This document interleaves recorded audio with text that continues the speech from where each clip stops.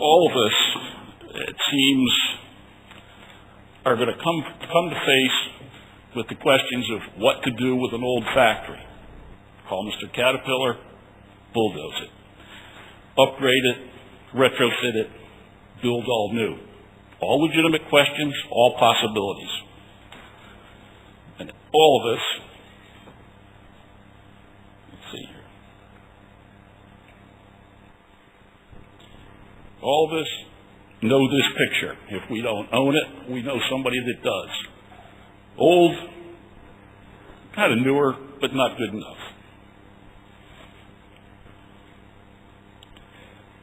Seems to be okay. A cold plant, nothing going on.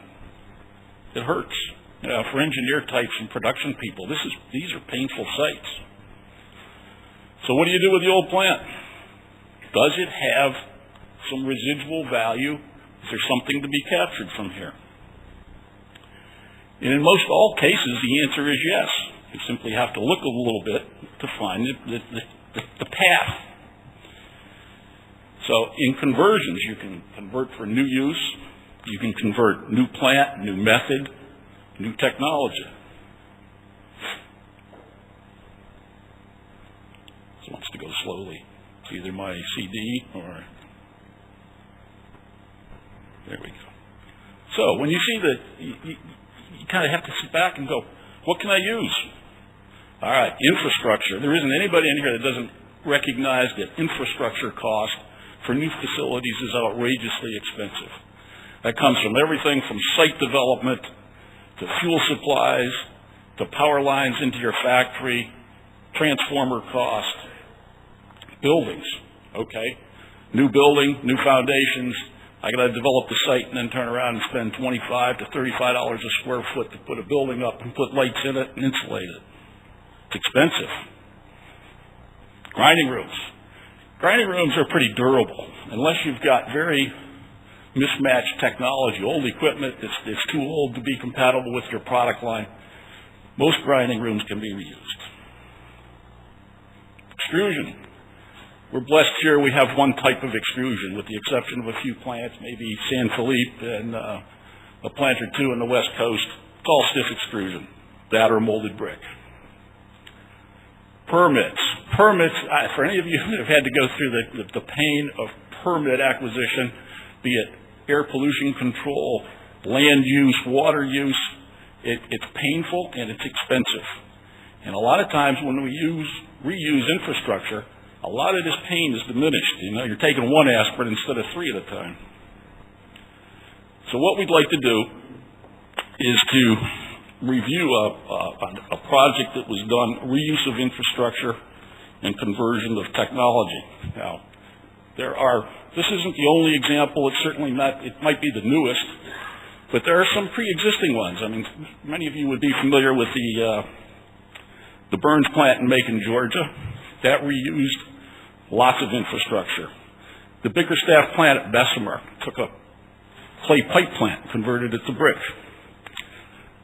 Henry Brick Plant number 1, that was an old plant, built a new one around it.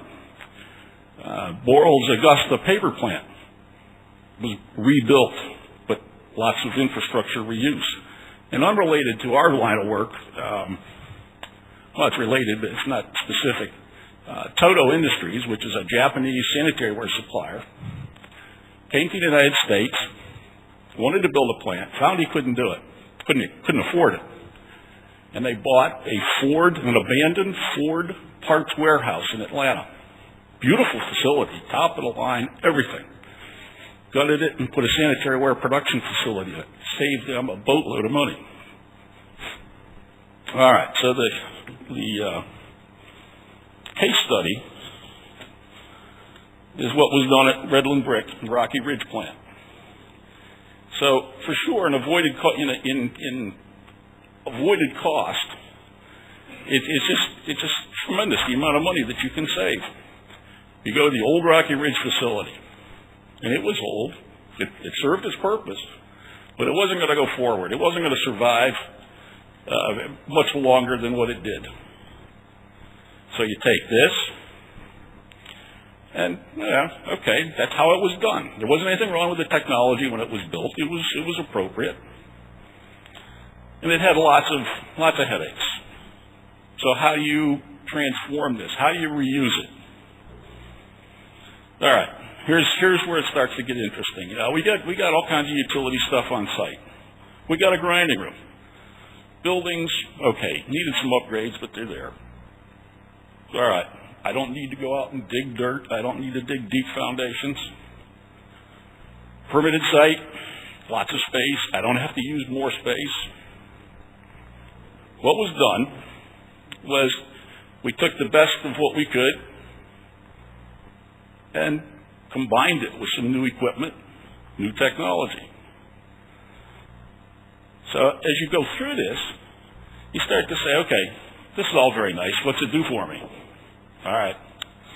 Against a new plant, the Redland organization saved 50% of the cost of building a new plant. Got a totally new production system for 50% less than what it would have cost all new.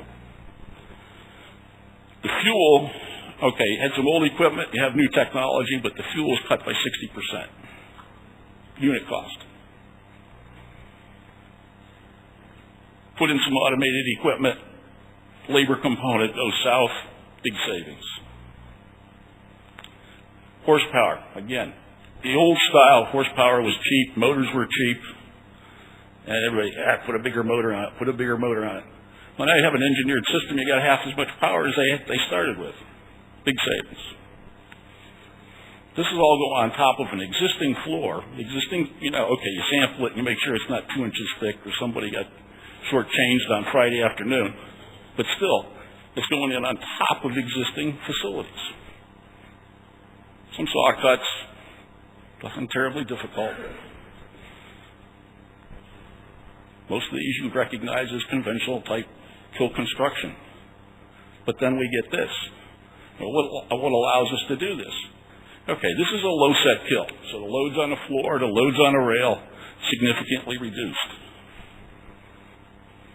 That's what it looks like. Now, some of you have probably seen this. You may have seen the low set that's at Pacific Clay in California. You may have seen the low set that's at Austral in Australia. But these are the types of things that can be achieved just applying new technology in an old facility. Sure, you could build it all brand new, but for a lot of these facilities that are pre-exist, it just isn't practical. Now, there aren't many of us that can afford to do it this way anymore. Now, this isn't quite Exodus 5, as was suggested this morning. This is in China. This is field drying of extruded brick. We can't do this anymore. This is a kill shed in Korea. Where labor is $2 a day, they can still do it, but we can't. So we have to look for new and better ways to reuse what we have. In some cases, you can get green credits for doing this. You can save some money, and it's not applicable for everybody. Not everybody's fact is, let's put a new plant on top of this one. That may not be practical, but somewhere in the line, there's an old plant that deserves to be retrofitted or can be proven to be economical to be retrofitted. And from our standpoint, this is what you get. I can't do it with a conventional kill. Heavy loads, big machinery. So this is the way we have to go.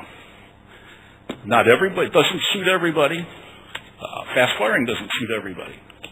But these are 7-day plants.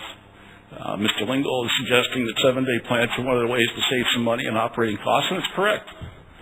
And I know there's an aversion to it here in North America, but it might be a misplaced aversion. It's convenient, but not very economical. Thank you.